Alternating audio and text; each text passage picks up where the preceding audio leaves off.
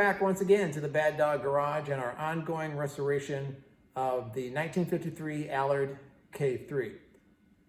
If you've watched some of the previous videos, you know we're working on the cowl assembly for the Allard. This contains everything from the air chute to force air to the radiator, to the grill bars, and also the cross member that the bonnet or the hood latches into. We've remade most of the other pieces already. I was trying to figure out if I could reuse the cross member or not, but I'm sure I wouldn't be happy with it. It's got rust pitting, some of the metal is pretty thin. So I think we're just gonna go ahead and make a whole new cross member. Might as well. Everything else is brand new, so why stop now? So that's the next step, is to take this one, get some measurements, lay it out, and start cutting out the first piece of the cross member. So you can see the cross member itself is actually made up of two pieces. We've got the base piece, which runs along here, and then we've got this top piece, which goes on. And then underneath, I've got some captive nuts that need to be in there. That we can put those back in pretty easily. You can see in there, but there's a hole that goes all the way through here also. So we can drill those things out, have to get a dimple die for the top piece. This should look pretty straightforward. Again, remaking this because just of the amount of pitting and the thin metal on the flanges and stuff here at the end. So we'll just make a new one, fit it in, and we should be good to go. So on we go. All right, so step one, we're just cutting out the blank to match the overall length of the cross member. Now we'll get into bending it, cutting out the end sections. Again, shouldn't be too difficult, but you can never tell what you're gonna run into. So step one is complete. We got the bends using the box and pan brake to form the basic cross member. Now we'll need to cut out these sections here to match what used to be there on each end, and we can bend those out. So that's the next step. Okay, we've got the workpiece clamped down. Just gonna use the cutoff wheel, and we'll go ahead and cut off these end sections like we showed.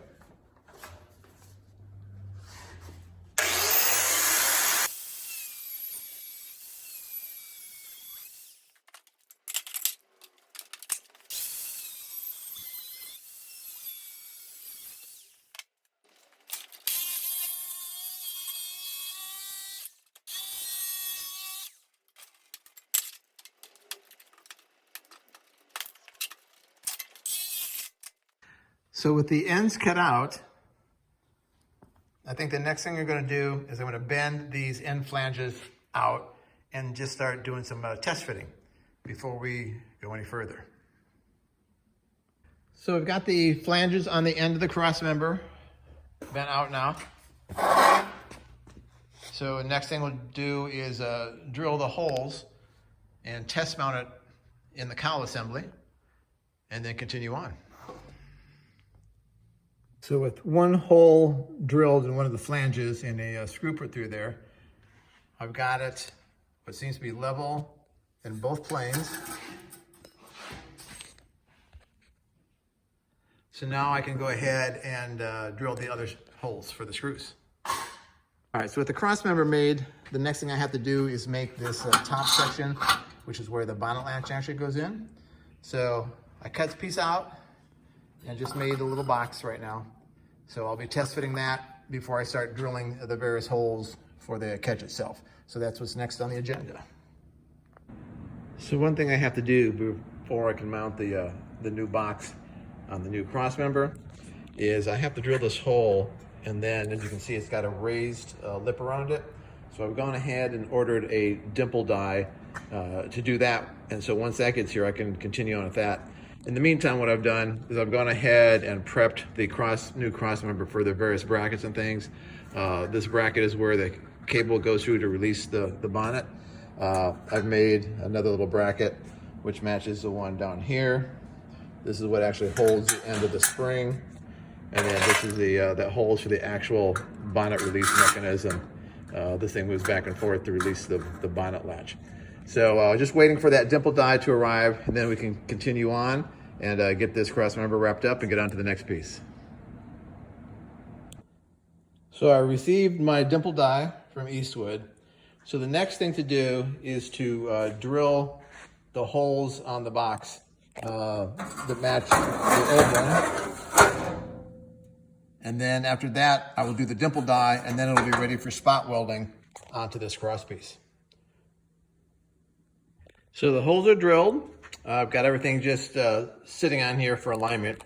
You can see how this is going to work when you pull the cable. This will release the centerpiece so the hood can pop open, and then when you release that, the spring will pull it back to keep it in a lock position. So the next thing I got to do is go ahead and dimple this hole that I drilled, and then it'll be a matter of just spot welding things to the sides, and that assembly should be just about complete.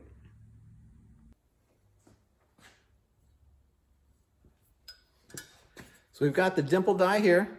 This simply goes into the box like this. Top piece goes on here. We'll take it over to the 20-ton shop press this in, and we should have our little dimple around the bonnet latch opening.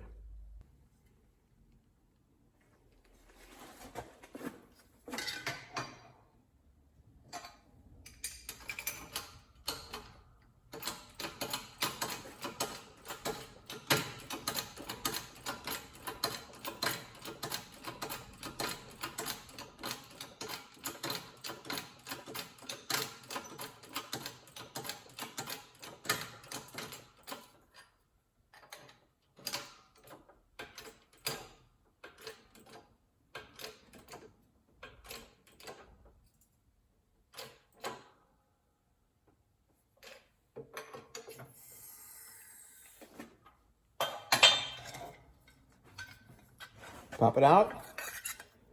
Then we have our nice little dimple, just like on the original.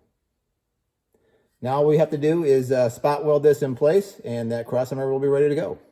Once again, just for comparison, before we actually do the spot welding, there's the old cross member.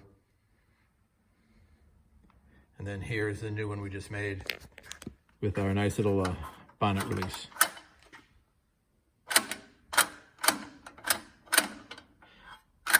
So that should be set to go. I'll mark the height to make sure that the release mechanism works smoothly without too much play. And then we'll go ahead and spot weld that in. So after a quick trip over to the spot welder, we have our center box spot welded in place. The last thing I need to do is weld some captive nuts underneath our new cross member for the screws to go into. So that's the last thing on this. Then we can start assembling the entire cowl assembly to see how it all goes together, and then set that aside as we move on to the next area. So welded a couple of nuts to the bottom of the cross member so they stay in place. With that, this cross member is complete. What I'll be doing next is reassembling all the new pieces, and we'll see how this whole thing fits together, and then we'll move on.